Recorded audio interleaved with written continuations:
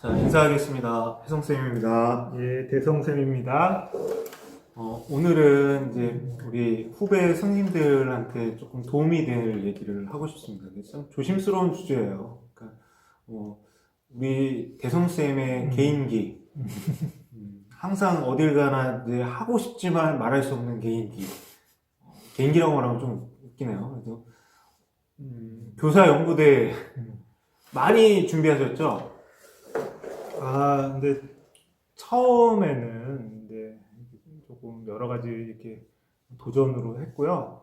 이제 조금 지나서는 이게 사람이 교직 생활에서 이렇게 어떤 스스로 자기 검증이 필요하더라고요. 근데 나 혼자 검증받는 게 아니라 좀 객관적으로 받기 위해서 참여했습니다. 근데 많이 하다 보니까 불필요한 오해도 많이 받았고요. 조금 이렇게 말씀드리기도 어려운 점이 있습니다.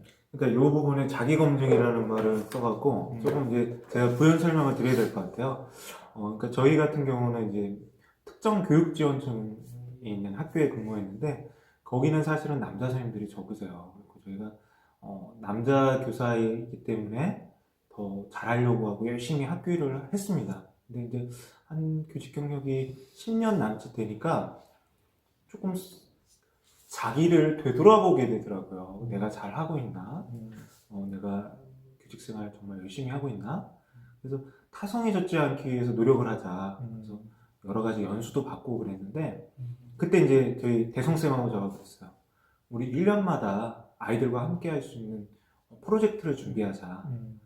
맨날 매년 하는 교육 활동들이 있는데, 그 학생들과 한 그 교육 활동들을 정리도 하고, 또 그거를 새롭게 한번 다음 학년도나 다른 선생님들과 함께 나누고 싶다라는 생각들을 하게 됐어요. 그래서 이제 교사 연구대회를 두들겼는데 처음에는 굉장한 시행착오를 많이 했죠. 왜냐면 연구대회라는 거, 교사 연구대회에 대해서 사실은 어떤 참고할 수 있는 자료나 조언을 받을 수 있는 게 없었어요. 그래서 그런 것들이 좀 도움이 되지 않을까 하고 이런 것들을 준비했고요. 자, 교사 연구대를 준비하는 첫 번째 마음가짐이 필요할 텐데 어떤 마음가짐이 필요할까요? 교사 연구대가 상당히 어렵기도 하고 또 문제가 있는 게 가산점을 주기 때문에 그거를 결과가 좋아도 드러내고 이렇게 말씀드리기도 어려운 약간은 좀 어려운 상황이 있습니다. 그리고 요즘에는 연구대회도 많이 폐지되고 그러니까 순수 교육 활동에 이렇게 방해가 된다라는 의견도 참 많으셔요. 근데 저는 한 가지 측면에서는 교사가 자신의 1년간의 교육 활동을 쭉 정리해서 조금 수준 높은 심사위원님들한테 평가를 받고 스스로 성장할 수 있는 이런 디딤돌 역할을 했다고 저는 개인적으로 생각을 하고요. 지금 그 교사 연구대의 그런 결과가 중요한 게 아니라 저도 이제 그런 준비하는 과정에서 여기 회성생과 누구도 이렇게 가라고 하지 않았지만 스스로 자비를 내서 여러 가지 교육 박람회도 가서 직접 하루 종일 이렇게 참여도 해보고 그리고 교육 관련 뭐 이렇게 지금 생각하면 참 대단하지만 그 판교 이런 데 가서 교육 업체에 가서 두들겨 보기도 해보고 그런 과정이 제가 이렇게 교사로서 이렇게 아래에 단단한 껍질 안에 있고 안정적으로는 편하게 있었지만 좀 그 안에서 그냥 답보를 한다거나 정체되어 있을 때 이런 연구대에 했던 참여했던 그런 것들이 그 알을 깨고 나오는 이런 계기가 됐다고 저는 생각합니다. 그러니까 교사의 전문성과 교사가 교사로서 살아가는 데 있어서 어떤 활력소가 됐다라는 거 저도 굉장히 동감을 하고요. 이런 것들이 참여할 때 처음에는 참 부끄럽습니다. 어떻게 해야 되는지도 모르겠지만 부끄러움이 많은데 우리 대성생이 말해준 걸 조금 이제 정리해보면 교사 연구대회는 어떤 승진 가산점을 위한 게 아니라 교사로서의 성장과 배움을 위해서 필요하다. 그리고 그것은 그만큼의 시간을 투자했지만 그 결과와는 상관없이 만족감을 준다라는 이야기를 하고 싶습니다. 그래서 교사 연구대회가 어떤 것들이 있습니까? 근데 지금 교사 연구대회들이 많이 폐지가 됐고요. 근데 전국 단위에서 그 취지가 필요성을 인정받은 것들이 남아 있습니다. 예를 들면 뭐 지금 우리 이게 격변하는 소프트웨어 교육, 정보화 교육을 위해서 이런 교육부랑 캐리스에서 하는 교육 정보화 연구대 그리고 이제 여러 가지 오랜 전통이 있는 뭐 현장 연구대 그리고 뭐 인성 교육대 이런 것들 정말 교사들이 실천 경험과 그 안에서 데이터가 필요한 것들은 아직은 많이 남아 있고요. 그러니까 예. 이게 승진 가산점 제도와는 상관없이 충분히 교사로서는 뭐 보람을 느낄 수 있는 것 같습니다. 그리고 그게 결국 현장과 멀리 있다고는 생각 안 하는데 말씀해 주시는 거별로 이제 고유 영역별로 대회들이 일단 있어요. 그래서 인성, 진로, 그다음에 정보, 그리고 이제 그 교과나 선생님 갖고 있는 전문성이 가지고 있는 그런 현장 연구나 교육 자료점들이 있습니다. 그래서 저희가 흔히 생각할 때 이런 연구 대회를 준비할 때 특별한 걸 해야 된다는 부담감이 있으세요. 그렇지만 사실은 그 연구 대회 취지 자체가 교육 현장 속에서 경험, 그걸 바탕으로 교육에 어떤 하는 제안이 있거든요. 그래서 우리 대성쌤 같은 경우는 가장 최근에 한 이제 교육정보와 연구대회 주제가 뭐였죠? 이거 디자인 싱킹이라고 해서 이제 제가 이런 창의력 학회에서 이렇게 이제 발표 대회를 봤는데 거기서 상당히 관심을 받고 주목받는 주제였습니다. 뭐 있어 보이게 말하지 말고요. 그 내용 콘텐츠가 뭐였습니까? 그래서 근데 가장 핵심은 우리가 디자이너들이 어떤 제품을 아유 또 뭐야 디자인 아니, 싱킹은 예, 조금 말씀을 드리고 아니 싶어요. 요거 얘기하면 안 봐요. 그러니까 뭐냐면 대성쌤이 했던 게 정말 저도 깜짝 놀란 게 지진을 테마로 이제 창의적 문제 해결, 디자인 싱킹을 했는데 디자인 싱킹 창의적 문제 해결은 나중에 수업에 관한 얘기를 할 때 해주시고 어떻게 지진이라는 주제로 연구대회에 참여할 수 있는 조금 오해 소지가 있는데 그 여러 가지 영역을 제가 다루었고 그 중에 한 작은 측면이 그런 거였는데 그게 핵심이 뭐냐면 지금 현장에서 문제가 있는데 아직 그게 개선점이 발견이 안 됐고 그 과정에서 현장과 소통하고 프로토타입을 만들면서 계속 개선해가는 과정을 아이고 이거 조회수 떨어지겠네. 이거 자 이거 그래서 교수님 방송 잠시만요. 아니야. 잠시만요. 내가 요거 예. 제가 요 말을 예. 하고 이제 하고 뭐냐면 제가 이제 지진이라는 얘기를 한 거 거기에 많은 또 배경이 있고 연결됐지만 대성 쌤이 이제 한 것 중에 정말 인상적이었던 게 우리 아이들의 삶 속에서 경험할 수 있는 거를 교육과정으로 끌고 왔다는 겁니다. 그리고 그걸 갖고 아이들에게 의미 있는 수업도 하시고 프로젝트 학습을 하고 그 결과물로 이제 연구대회에 참여하신 거죠. 그래서 그때 당시에 이제 뭐 포항이랑 경주에 지진이 났었죠. 예. 그런 것들. 그래서 이제 주제라는 것이 멀리 있다. 누구한테 부여받거나 주어지는 게 아니다. 학생들과 학교 현장에서 경험할 수 있는 주제로 연구대회에 참여한다는.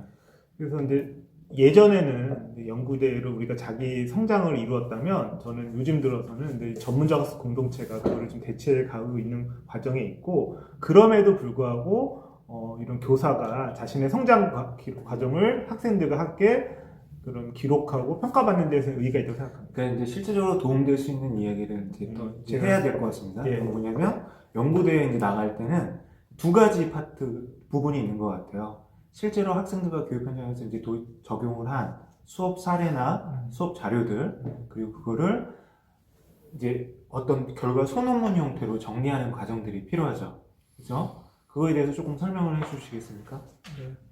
우선은 가장 핵심이 이 연구잖아요. 네. 그러니까 우리가 기존의 교사들이 많이 쓰는 무슨 학교 보고서와는 다른 것 같아요. 그래서 내가 어떤 주제를 정해서 그 주제에 대해서 아이들과 함께 이렇게 다양한 프로젝트 활동이나 뭐 여러 가지 활동을 하고 그 결과가 객관적이어야 된다는 게 가장 핵심일까 싶습니다. 그렇죠. 근데 이 객관적인 게 뭐 어떤 통계 처리를 보다 전문적으로 하는 건 아니고 누가 봐도 이해할 수 있고 공감할 수 있게 정리하는 거. 그 부분에서 이제 객관성이 필요한 것 같습니다. 그래서 예. 한 가지 대회를 한번 예를 들어주세요. 준비하는 거. 그러니까 정보화 연구대 예를 들자면 연구 설계라는 게 있어요. 그래서 이제 많은 분들이 이렇게 연구를 이렇게 설계를 하는 거에 대해서 어려움을 갖고 단순히 활동하는 거는 많은 분들이 쉽게 하는데 제가 생각하기에는 설계가 되게 짜임새가 있고 되게 준비를 많이 해야 된다. 그 중에서도 내가 뭐 어떤 프로젝트 활동, 뭐 역사 공부를 한다 하더라도 첫 번째 프로젝트에서는 어떤 기반을 잘 조성을 했고 두 번째 프로젝트에서는 그거를 잘 공부를 했고 세 번째 프로젝트는 그게 확산될 수 있는 게 하나의 이렇게 순환 과정으로 이렇게 발전 과정으로 드러나면 아마 좋은 결과가 있지 않나 이렇게 생각합니다. 구체적으로 말씀을 해주세요. 제일 중요한 거 1단계 우선은 뭡니까?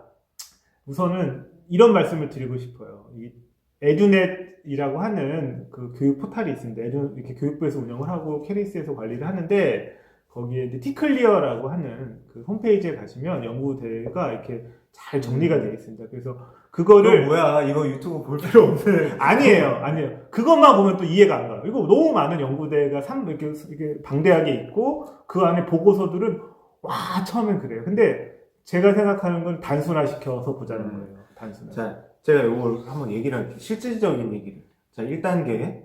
일단 마음가짐을, 내가 이거를 하나의 나의 1년의 목표다. 연구대회를 하겠다는 마음가짐은 많이 가지세요. 때로는 승진을 위해서 필요하기도 하고, 해보고 싶다는 호기심과 열정에서 도전하는데, 가장 실패하는 게 뭐냐면, 그 1년의 도전을 미루세요, 계속. 교사선생님. 왜냐면 강제성이 없기 때문에. 근데 제가 말씀드리는 건 첫 번째, 마음가짐. 스스로 다짐을 하시고 꼭 지키십시오.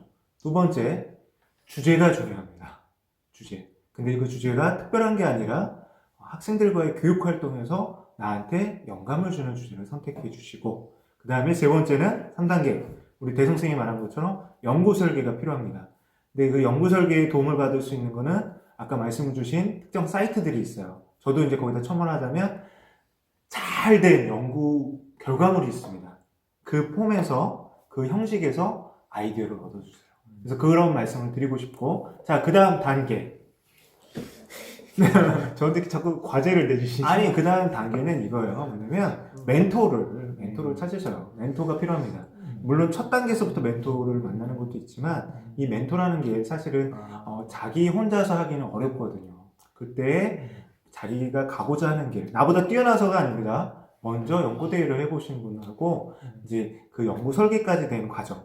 아무것도 없는 상태에서 저 뭐 해야 됩니까? 주제 정해 주십시오. 설계해 주십시오. 참고 자료 주십시오. 이거는 아닙니다. 그럼 뭘 해야 되냐? 내가 준비된 걸 갖고 그분과 함께 만남이 필요합니다. 멘토로서 어떤 말씀을 해주시겠습니까? 이 말씀 드리고 싶어요. 선생님, 이거 우리 학생들한테 선생님 뭐라고 하세요? 해봐. 참 잘했어. 라고 하잖아요. 선생님, 이것도 막 상 받은 보고서도 참 거창하고 대단한데 그거에 연연하지 마시고요. 우선 해보세요. 그리고 두 번째, 70%의 완성도로 해보세요. 많은 분들이 포기한 이유가 너무 잘하려고 시작을 하다가 그 결론을 못 내밀어요. 우선은 70%로 완성하고 그거를 계속 조금씩 수정해가는 과정이 더 효과적이다라고 말씀드리고 싶습니다. 지금 우리 이렇게 말하니까 아마추어 같은데 우리 이분 20번 넘게, 저도 한 20번 정도 연구대회에서 입상 경력이 있습니다. 그러니까 무조건 해라 이거는 아니고요. 실질적으로 왔어요. 저 이렇게 했습니다. 할 때 해라 말고 또 해주실 수 있는 제가 조금 더 이제 전문성 배워볼까요? 첫 번째로 근데 교육하고의 이런 밀접성, 교육과정을 잘 반영을 했느냐를 좀 보겠습니다. 그리고 그게 아까 주제 중요하다고 했는데 적시성이라는 게 있어요. 맞습니다. 이 시대에 필요한 것인가? 그러니까 많은 분들이 내가 좋아하는 게 있어요. 모든 선생님들이 전문성이 있는데 내가 좋아하는 거에 치중될 수도 있지만 되도록이면 그 좋아하는 것 중에서도 현재 요즘 아이들이 어려움을 겪고 그거를 개선해 갈 수 있는 것을 주제로 잡는 게 맞습니다. 그러니까 주제를 정하는 건 자기가 해야 되는데 주제는 픽스된 게 아니에요. 주제는 내가 연구를 하면서 바뀔 수가 있는 겁니다. 우리 한번 예를 들어 볼게요. 우리가 요즘에 이제 정보 쪽이든 우리 대성쌤이 한번 주제 하나를 한번 줘보세요. 아무거나 정보와 연구대든 인성 실천 사례들.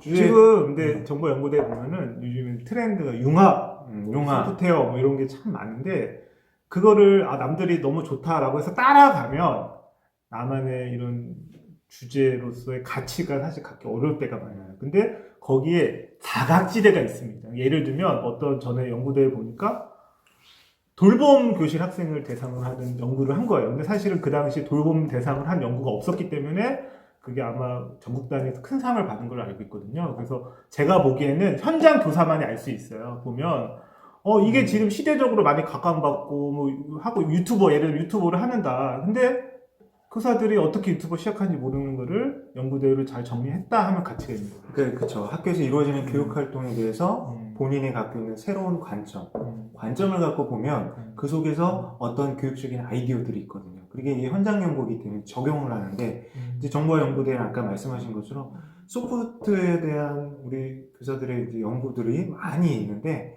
거기들이 보면 대부분 천편일률적인 겁니다. 아이들의 삶과 다 있지 않아요. 그리고 또 말씀하신 것처럼 적시성도 떨어지고, 그리고 이게 정말 교육과정이 추구하는 방향과도 맞지 않는 경우가 있거든요. 그래서 그런 부분들 참 필요할 것 같습니다. 그래서 이런 멘토들과 멘토를 찾아뵙고 그런 부분에서 다듬을 수가 있어요. 그런데 이제 진행이 되면서 흐지부지 되는 게 뭐냐면 본인이 생각했던 게 아닌 경우가 있습니다. 아닌 경우가 있더라면 항상 그래요. 과감하게 그 부분에 대해서는 인정을 해야 됩니다. 부정을 하고 그거에 대해서 자기가 갖고 있는 편협된 시각으로 가면 그건 이제 한계가 부딪히게 되거든요.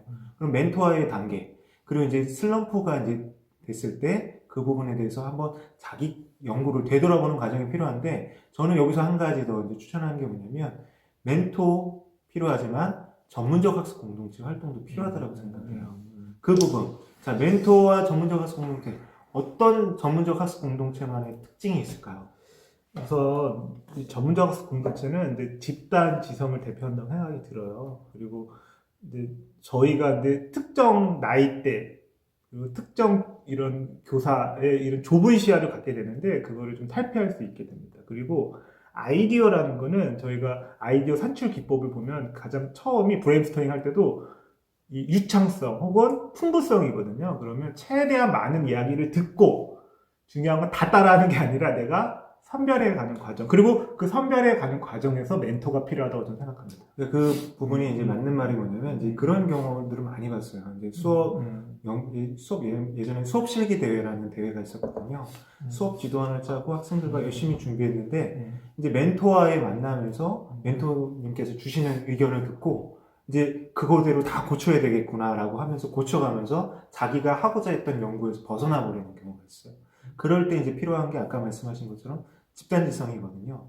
그래서 저는 이제 교육 연구가 이제 의미를 가지려면 혼자 그 길을 가는 것보다 내가 관심 있는 그 연구 분야와 맞는 멘토와 그리고 전문적 학습 공동체 활동을 통해서 그것의 어떤 타당성 그 부분들을 확보하는 과정, 그 다지는 과정이 필요해요. 그래서 이제 그런 것들을 통해서 연구 논문을 이제 완성해 나가는데, 요거를 완성하고 나서 항상 그 갖는 것들이 있어요. 폐쇄성.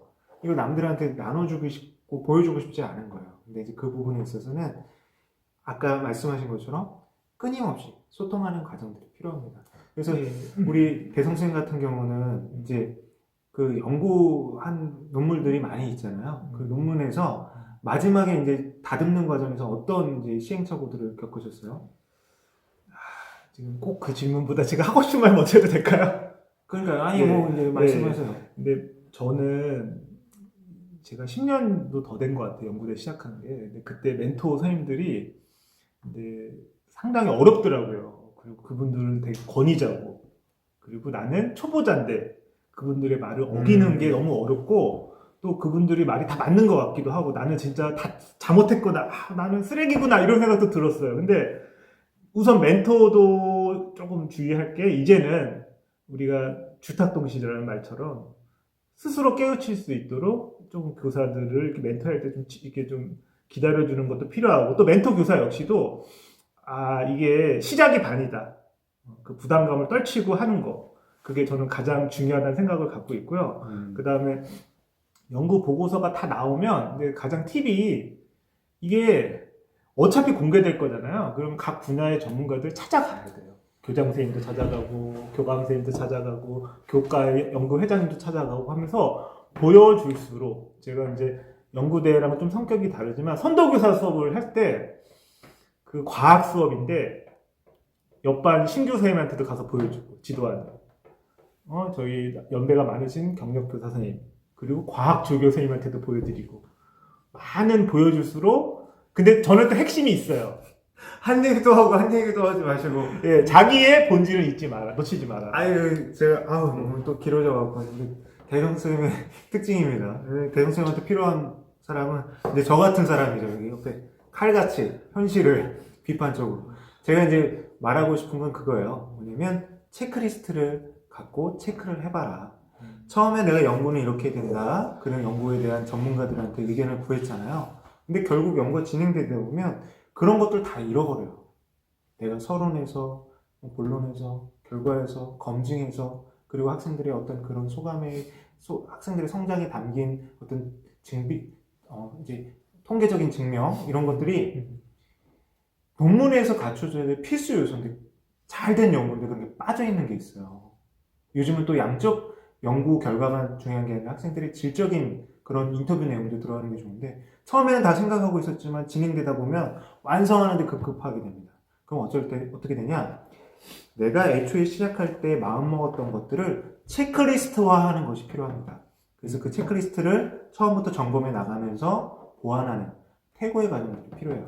그래서 이제 저희가 오늘은 이렇게 객관적인 거를 이제 말씀드렸지만, 다음에는 실제적으로 이제 딱 픽스해서 교육 자료 좀 준비하는 방법, 뭐 과학 관련해서 과학 전람회, 그리고 학생들을 뭐 지도하는 여러 가지 대회들, 그리고 이제 선생님들이 많이 도전하시는 인성이나 진로 실천 사례, 이것들에 대해서 한번 얘기를 나눠보는 게 필요할 것 같아요. 저도 맺는 말로 한 가지 또 자, 다른 말 해주세요. 지금까지 한 말하고.